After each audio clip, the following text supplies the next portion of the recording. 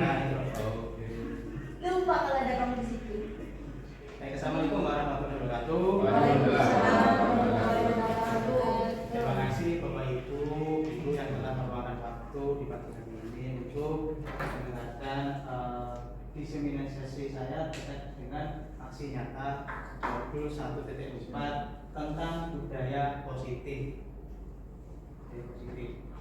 Budaya positif di sekolah ialah nilai-nilai, keyakinan-keyakinan dan kebiasaan-kebiasaan di sekolah yang bergerak pada siswa agar siswa dapat berkembang menjadi pribadi yang kritis, penuh hormat dan bertanggung jawab. Nah, yang dimaksud budaya positif yang ada di sekolah, terutama di SMK itu biasa kita sebut dengan budaya kerja. Nah, budaya kerja yang kita terapkan pada saat praktek ataupun di kelas ataupun di lingkungan sekolah itu akan membentuk karakter siswa yang nantinya bisa digunakan ketika bekerja. Misalnya di agribisnis itu kan kalau masak praktek itu harus menggunakan hairnet, harus menggunakan masker, menggunakan celemek, menggunakan sepatu, supaya apa? Supaya produksinya itu higienis. Sama seperti yang di TSM, karena berbuat dengan mesin maka tidak boleh menggunakan jam, tidak boleh menggunakan cincin, rambutnya harus rapi, supaya apa? Supaya tidak mengganggu ketika praktek. Nah, budaya positif yang ada di sekolah itu ada beberapa materi. Yang pertama budaya positif, yang kedua motivasi, hukuman dan penghargaan, yang ketiga keyakinan kelas, yang keempat kebutuhan dasar manusia, yang kelima posisi kontrol, yang terakhir segitiga restitusi.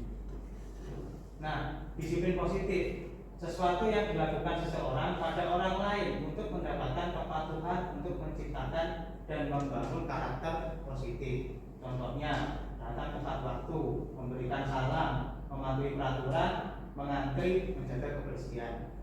Nah, ketika kita sebagai guru itu kan yang dilihat oleh siswa, sehingga kita harus memberikan contoh yang baik. Tidak perlu yang yang mewah atau yang wah itu, yang penting kita memberikan disiplin positif yang bisa dicontoh oleh murid.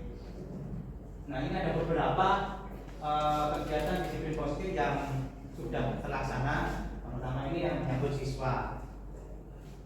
Dengan menyambut siswa di depan itu berarti kita menghormati siswa. Ketika kita menghormati siswa, siswa itu akan ingat terhadap kita, akan agar bisa menghormati ketika kita berada di kelas atau di mana saja. Yang kedua ini berdoa sebelum pembelajaran. Ini pasti sudah dilakukan oleh Bapak Ibu di kelas. Tujuannya apa?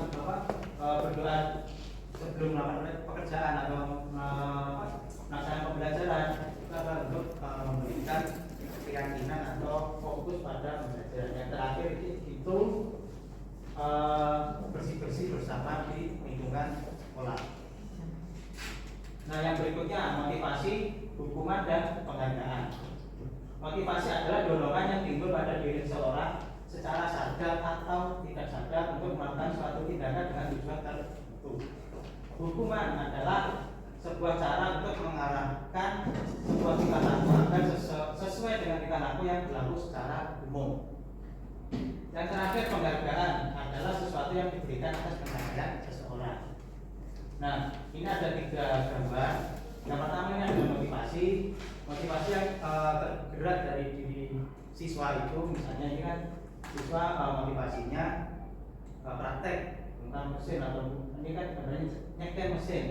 Ini anak-anak sudah bisa dilepas sendiri, sudah memiliki motivasi atau intuisi sendiri, sehingga anak-anak itu merasa bahwa saya harus bisa mempelajari ini. Yang kedua ini ada gambar siswa sedang dihukum, dijemur. Nah, ini kejadiannya beberapa tahun yang lalu yang sudah terjadi. Anak-anak ini bermain sepak bola di jam guru lain. Nah, guru lain itu melapor pada saya selaku ketua jurusan pada saat itu. Nah, saya memanggil anak-anak ini. Saya ingatkan lagi bahwa kalian melanggar peraturan, karena kalian tidak masuk di kelas ataupun mengikuti pelajaran. Nah, dari situ anak-anak saya kasih penawaran, apa hukuman yang pantas buat kalian. Dan anak-anak ini memilih untuk berjemur di lapangan. Nah, untuk hukuman itu sebenarnya kita sebagai guru tidak boleh melakukan kekerasan, karena apa? Itu akan menyebabkan trauma dan membuat anak itu lebih sulit diatur. Dan terakhir itu gambar penghargaan, memberikan penghargaan pada siswa yang berprestasi atau mungkin itu kelas yang berprestasi. Sebenarnya memberikan penghargaan itu tidak harus berwujud materi ataupun benda. Wujud kata-kata atau motivasi kepada siswa itu sudah cukup untuk membangun motivasi dan kepercayaan diri siswa. Nah, yang berikutnya tentang keyakinan kelas. Keyakinan kelas itu adalah seperangkat nilai dan prinsip yang disepakati bersama oleh guru dan siswa untuk menciptakan lingkungan belajar yang positif dan kondusif. Nah, ini saya melakukan keyakinan kelas, mungkin bisa disebut sebagai kontrak belajar atau peraturan kelas yang disusun secara bersama dengan siswa. Nah, di sini siswa saya kasih kesempatan untuk mengajukan keyakinan kelas. Yang pertama ini ada tentang kedisiplinan. Datang tepat, dengan datang tepat waktu, perasaan menjadi tenang, aman dan selamat. Karena di dalam guru penggerak itu tidak boleh menggunakan kata-kata negatif, maka kita harus menggunakan kata-kata yang positif. Contohnya kata-kata negatif itu adalah tidak atau jangan, itu termasuk kata-kata yang negatif. Maka kita harus merubah kata-kata itu menjadi kata-kata yang positif. Yang kedua, tugas bertanggung jawab menyelesaikan setiap tugas dan diselesaikan tepat waktu. Yang berikutnya ada gadget. Gadget dapat membantu proses pembelajaran tetapi di waktu yang tepat. Yang berikutnya tentang respect. Dengan memberikan hormat kepada semua warga sekolah, lingkungan menjadi harmonis. Yang berikutnya kebersihan. Lingkungan bersih, proses belajar lebih tenang dan nyaman. Yang terakhir tertib. Dengan tertib mengikuti peraturan, maka proses pembelajaran berjalan dengan baik. Nah, 5 kebutuhan dasar manusia. Nah, 5 kebutuhan dasar manusia itu ada pada diri manusia. Pasti setidaknya manusia atau siswa itu memiliki kebutuhan ini. Yang pertama, kebutuhan bertahan hidup. Kebutuhan bertahan hidup adalah kebutuhan yang bersifat fisiologis untuk bertahan hidup, misalnya kesehatan, rumah, makanan. Komponen psikologis pada kebutuhan ini meliputi kebutuhan akan perasaan aman. Jadi anak-anak itu pasti akan berusaha untuk bertahan hidup, makanya anak-anak pasti menginginkan makan, minum, itu sangat diperlukan. Terus yang berikutnya kasih sayang dan rasa diterima. Kebutuhan untuk disayangi dan diterima meliputi kebutuhan akan hubungan dan koneksi sosial. Kebutuhan ini juga meliputi keinginan untuk tetap terhubung dengan orang lain seperti teman, keluarga, teman kerja dan kelompok. Nah, dari sini kita sebagai guru hendaknya jangan membeda-bedakan siswa. Jangan misalnya siswa yang sering bolos itu kita acuhkan, kita buang atau kita buang, itu jangan, karena setiap anak itu pasti ingin merasa diberi perhatian dan diterima di lingkungan sekolah. Yang berikutnya tentang penguasaan. Kebutuhan ini berhubungan dengan kekuatan untuk mencapai sesuatu, menjadi kompeten, menjadi terampil, diakui atas prestasi dan keterampilan. Kebutuhan ini meliputi keinginan untuk dianggap berharga dan dihormati. Nah, setiap anak-anak itu pasti menginginkan dianggap bahwa anak-anak itu kompeten atau menguasai materi yang telah dipelajari. Tapi kita sebagai guru juga harus tetap memberikan semangat, dorongan pada siswa yang belum dapat menguasai materi yang dipelajari. Yang berikutnya tentang kebebasan. Kebutuhan untuk bebas adalah kebutuhan akan kemandirian, otonomi, memiliki pilihan dan mampu mengendalikan arah hidup seseorang. Nah, kebebasan ini pasti anak-anak, apalagi usia yang menuju dewasa, pasti menginginkan kebebasan yang sesuai dengan kehendaknya. Nah, sebenarnya boleh kita memberikan kebebasan untuk siswa, tapi kita harus tetap mengontrol, mengawasi, membina untuk menjadi karakter yang bagus. Terus yang terakhir tentang kesenangan. Kebutuhan akan kesenangan adalah kebutuhan untuk mencari kesenangan, bermain dan tertawa. Anak-anak yang memiliki kebutuhan kesenangan yang tinggi biasanya ingin menikmati apa yang ingin dilakukan. Nah, kesenangan ini lebih cenderung ke minat. Jadi anak-anak itu minatnya apa, senangnya apa. Misalnya kalau anak itu sedang praktek, ya kita sebagai guru juga memfasilitasi. Nah, yang berikutnya 5 posisi kontrol guru. Nah, guru itu memiliki posisi yang seperti apa? Yang pertama, penghukum. Seorang penghukum bisa menggunakan hukuman fisik maupun verbal. Orang-orang yang menjalani posisi penghukum, misalnya patuhi aturan saya atau awas, kamu selalu saja salah, pasti selalu yang terakhir. Nah, itu intinya penghukum itu adalah guru yang selalu memberikan hukuman secara fisik maupun verbal. Itu sebenarnya tidak boleh. Karena apa? Karena akan membentuk karakter yang buruk terhadap siswa. Siswa akan menjadi dendam, akan menjadi sulit diatur, itu pasti. Karena apa? Karena hukuman-hukuman yang mengenai siswa itu pasti akan diingat sepanjang masa. Nah, yang berikutnya membuat merasa bersalah. Pada posisi ini biasanya guru akan bersuara lebih lembut. Membuat rasa bersalah akan menggunakan keheningan yang membuat orang lain merasa tidak nyaman, bersalah atau rendah diri. Nah, contohnya, ibu sangat kecewa sekali dengan kamu. Berapa kali bapak harus memberitahu kamu ya? Gimana coba kalau orang tua kamu tahu kamu berbuat seperti ini? Nah, saya kadang juga berada di posisi ini, mengingatkan siswa bahwa ada orang tua yang di belakang kamu itu menyekolahkan kamu, tapi kamu membuat kecewa. Itu yang sering saya lakukan.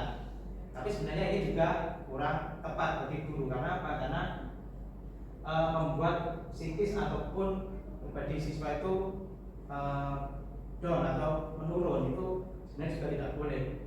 Nah, yang berikutnya, teman. Guru pada posisi ini tidak akan menyakiti murid, namun akan tetap berupaya mengontrol murid melalui persuasi. Posisi teman pada guru bisa negatif ataupun positif. Nah, contohnya, ayo bantulah ini bapak ya. Yang kedua, ayo ingat tidak bantuan bapak selama ini. Yang berikutnya, ya sudah, kali ini tidak apa-apa, nanti ibu bantu bereskan. Ini juga sering terjadi. Karena apa? Karena kita menganggap murid itu sebagai teman. Ketika kita menganggap murid sebagai teman, kita bisa mengambil hatinya, mengambil percayaannya. Untuk apa? Untuk bisa menerima atau mungkin ada masalah, kita bisa menyelesaikan masalah siswa tersebut. Nah, yang berikutnya posisi pemantau. Memantau berarti mengawasi. Pada saat kita mengawasi, kita bertanggung jawab atas perilaku orang-orang yang kita awasi. Nah, jadi pertanyaan apa? Kalimatnya biasanya itu peraturannya apa? Apa yang telah kamu lakukan? Sanksi atau konsekuensinya apa? Jadi guru dengan posisi pemantau itu hanya mengawasi saja, hanya memantau saja, tidak memberikan hukuman, tidak menyebabkan siswa merasa bersalah. Terus yang terakhir, posisi manajer. Manajer adalah posisi di mana guru berbuat sesuatu bersama dengan murid, mempersilahkan murid mempertanggungjawabkan perilakunya, mendukung murid agar dapat menemukan solusi atas permasalahan sendiri. Contohnya, apa yang kita yakini, kembali ke keyakinan kelas atau peraturan kelas. Yang kedua, jika kamu meyakininya, apakah kamu bersedia memperbaikinya? Yang ketiga, apa rencana kamu untuk memperbaiki hal ini? Nah, ini seharusnya guru itu menerapkan posisi manajer. Jadi guru itu membantu siswa untuk menemukan solusi sendiri atas permasalahan yang diperbuat. Untuk apa? Untuk meningkatkan kepercayaan diri manajemen siswa itu agar berkembang. Jadi anak-anak bisa memecahkan masalah sendiri. Nah, yang berikutnya tentang segitiga restitusi. Segitiga restitusi adalah proses menciptakan kondisi bagi murid untuk memperbaiki kesalahannya sehingga karakter mereka lebih kuat ketika kembali pada kelompoknya.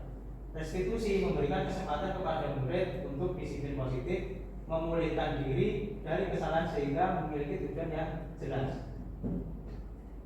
Nah, yang pertama tentang segitiga restitusi adalah menstabilkan identitas. Bagian dasar dari segitiga restitusi itu bertujuan untuk mengubah identitas anak dari yang gagal karena melakukan kesalahan menjadi orang yang sukses. Anak yang melanggar peraturan karena sedang mencari perhatian adalah anak yang sedang mengalami kegagalan. Dia mencoba untuk memenuhi kebutuhan dasarnya, namun ada benturan. Kalau kita mengkritik dia, maka kita akan tetap membuatnya dalam posisi gagal. Kalau kita ingin dia menjadi reflektif, maka kita harus meyakinkan si anak dengan cara mengatakan kalimat-kalimat ini. Yang pertama, berbuat salah itu tidak apa-apa. Nah, tujuannya menstabilkan identitas itu adalah untuk membuat siswa itu jadi tenang, tidak tambah kalut atau mungkin menjadi lebih kacau. Yang kedua, tidak ada manusia yang sempurna. Saya juga pernah melakukan kesalahan seperti ini. Kita bisa menyelesaikan ini. Bapak atau Ibu tidak tertarik mencari siapa yang salah, tapi Bapak Ibu ingin mencari solusi dari permasalahan ini. Nah, yang berikutnya, validasi tindakan yang salah. Setiap tindakan kita dilakukan dengan suatu tujuan, yaitu memenuhi kebutuhan dasar. Kalau kita memahami kebutuhan dasar, apa yang mendasari sebuah tindakan, kita akan bisa menemukan cara-cara paling efektif untuk memenuhi kebutuhan tersebut. Nah, kalimatnya yang pertama, kamu pasti punya alasan mengapa melakukan ini. Nah, setiap siswa ketika melakukan tindakan itu pasti memiliki alasan tertentu. Nah, yang berikutnya, kamu patut bangga pada dirimu sendiri karena kamu telah melindungi sesuatu yang penting buatmu.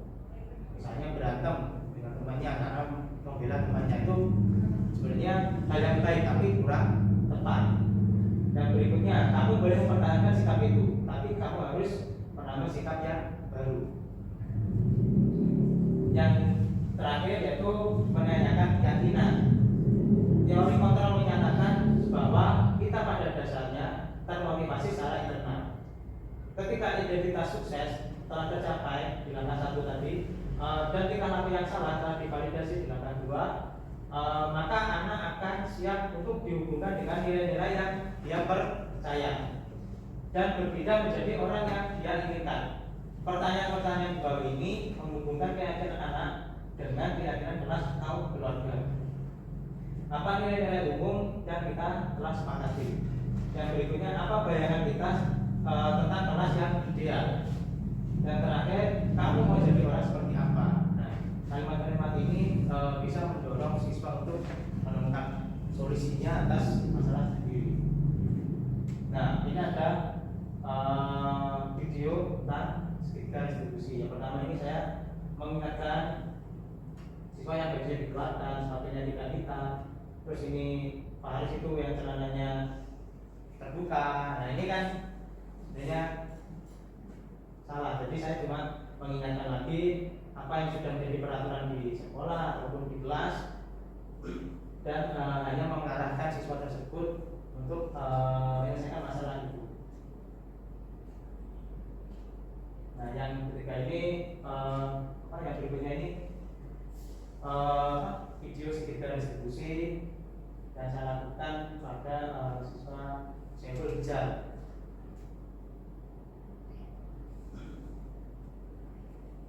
Nah, terima kasih. Ya, jadi mungkin Bapak Ibu ada yang ditanyakan.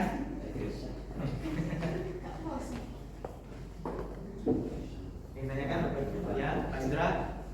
Tentang keyakinan kelas, Pak, yang set keyakinan kelas. Ya, ini kan saya menangkapnya itu dibuat sebelum memulai pelajaran. ya. Bagaimana seandainya ketika sudah ada kesepakatan dan ketika sudah berjalan proses itu, misalnya ada hambatan atau tidak sesuai kesepakatan tadi, itu langkahnya bagaimana?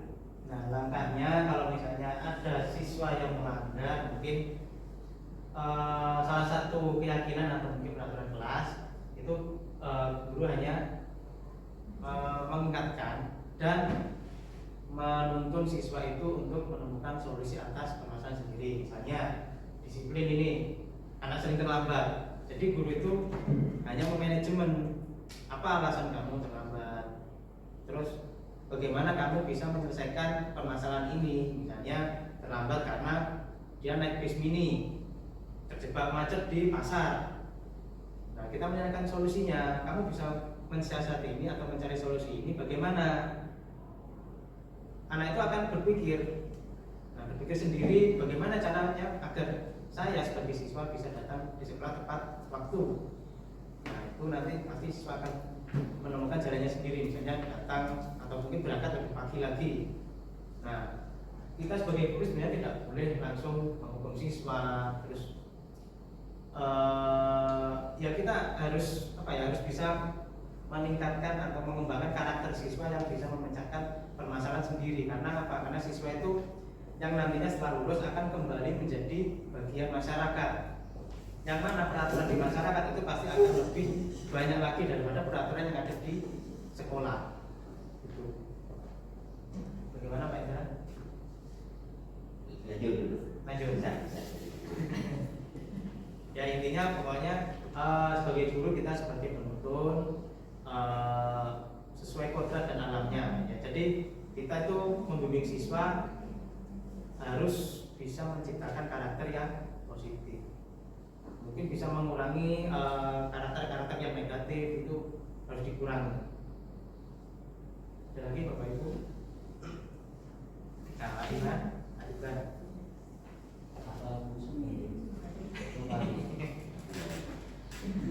Ya, saya merasa tertarik dengan apa yang disampaikan Pak Dimas ini, kemudian juga mungkin menanggapi apa yang disampaikan oleh Pak Indra. Saya kira cukup baik. Mengingat ini satu sisi kita tugas guru ini kian berat yang saat ini, kemudian yang kedua tuntutan terhadap guru pun juga tambah berat. Makanya di satu sisi guru harus mendapatkan keteraturan, kemudian disiplinan, tapi satu sisi juga guru harus melihat latar belakang siswa. Nah, yang ditanyakan Pak Indra tadi tentang adanya peraturan atau keyakinan kelas tadi, keyakinan itu berarti ada peraturan dulu ya.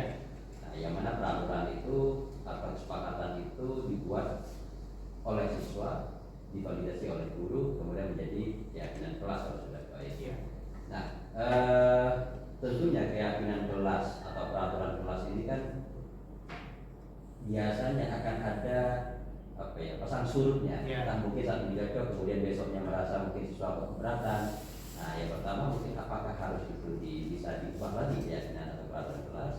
Kemudian yang kedua yang dijelaskan oleh Pak Indra, ketika mendapatkan siswa yang mungkin sudah dianggap indisipliner atau tidak mengikuti apa yang sudah menjadi kesepakatan kelas, penanganannya itu apakah di waktu saat siswa langsung, misalnya di kelas, apakah ketika jam pelajaran itu langsung siswa ditangani, ataukah di luar KBM?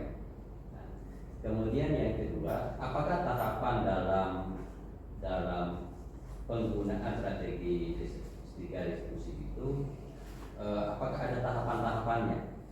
Mengingat bahwa kadang-kadang guru ini memiliki suasana hati yang juga tidak bisa berbeda-beda gitu kan. Ketika lagi marah mungkin susah untuk mengontrol diri emosinya, apalagi seperti saya jadi langsung mungkin. Tapi ketika mungkin sudah baca selawat atau yang lainnya gitu kan, atau minum yang dingin dulu kemudian menangani. Kemudian yang kedua ini untuk keterampilan dalam hal komunikasi. Bagaimana untuk membuka siswa agar dia mulai terbuka terhadap kesalahannya, menjadi kesalahannya, kemudian sampai dia mendapatkan hal apa yang akan dia perbaiki sehingga dia bisa menyadari terhadap kesalahannya dan nanti akan memilih konsekuensi apa yang akan dilakukan jika melanggar. Nah, hal seperti ini mungkin adakah yang cara-cara atau langkah-langkah sehingga efektif dilakukan oleh guru yang mungkin dasarnya memang kurang memiliki dalam hal mungkin kalau guru BK mungkin memiliki komunikasi yang baik, artinya dalam mungkin punya istilahnya kalau saat ini no teaching gitu kan ya. Jadi menyampaikan itu dengan ada sugesti siswa merasa secara alam sadarnya mungkin terangkat. Nah, kalau seperti saya yang mungkin tidak memiliki seperti itu, adakah mungkin latar yang dilakukan? Terima kasih Pak Dimas.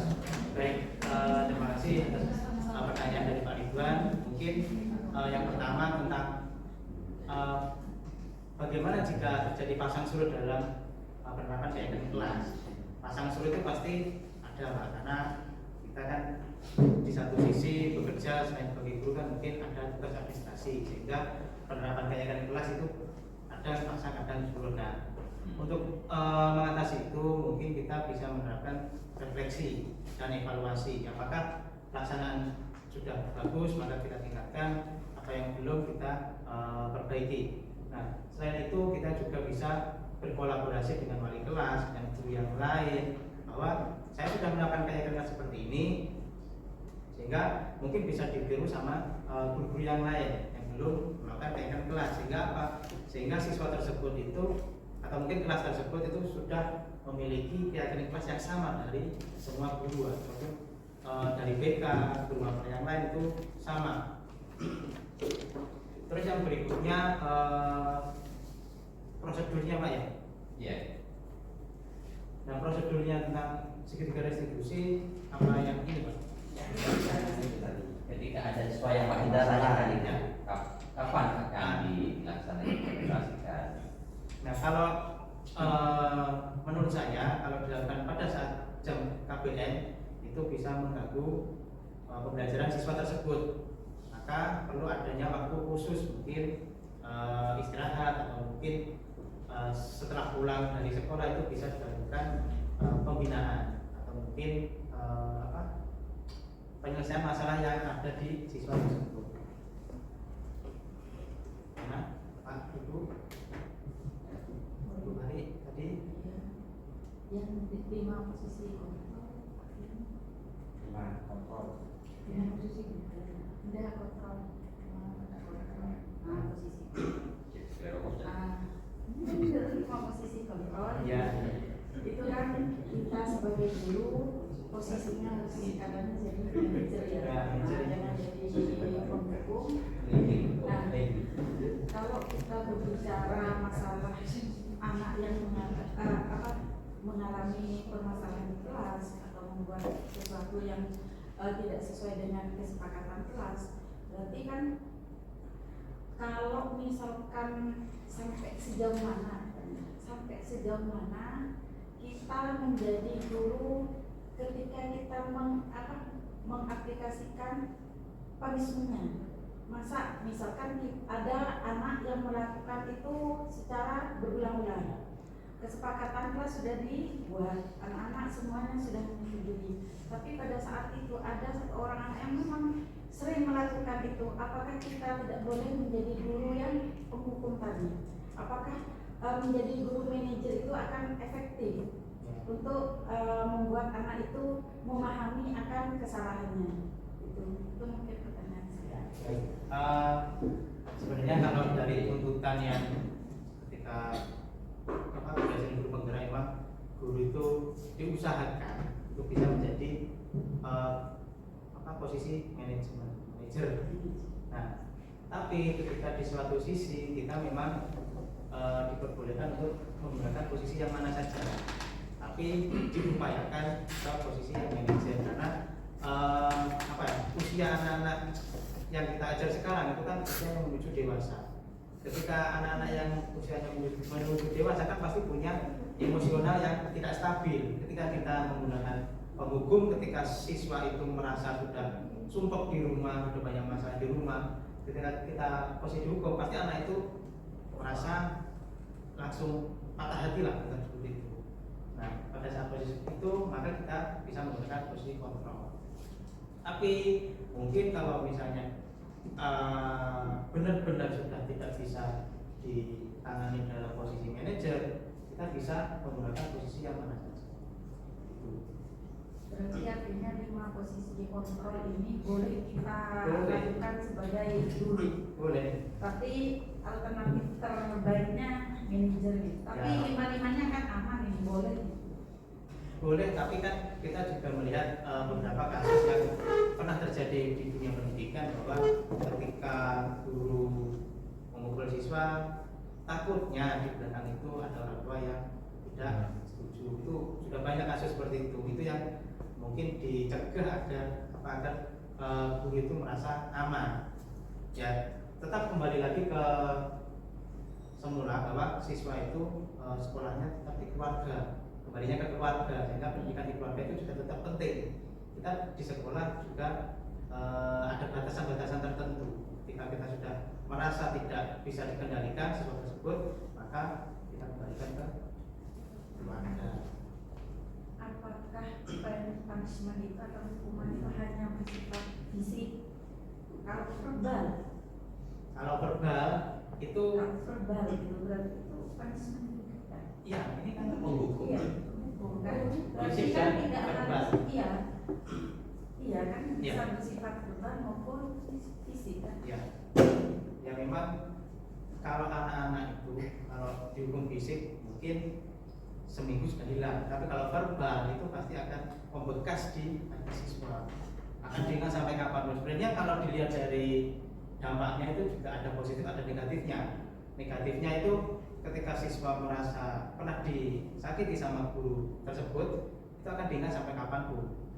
Tapi ketika itu diambil sisi positifnya, siswa tersebut akan menjadi motivasi. Saya akan membuktikan bahwa saya bisa. Guru tersebut pernah bilang ke saya bahwa saya akan menjadi orang yang gagal. Nah, dari situ saya akan berusaha. Nah, itu sebenarnya sisi positifnya di situ. Tapi untuk mencegah hal yang seperti itu, maka kita sebisa mungkin jangan menggunakan yang posisi menghukum. Gitu.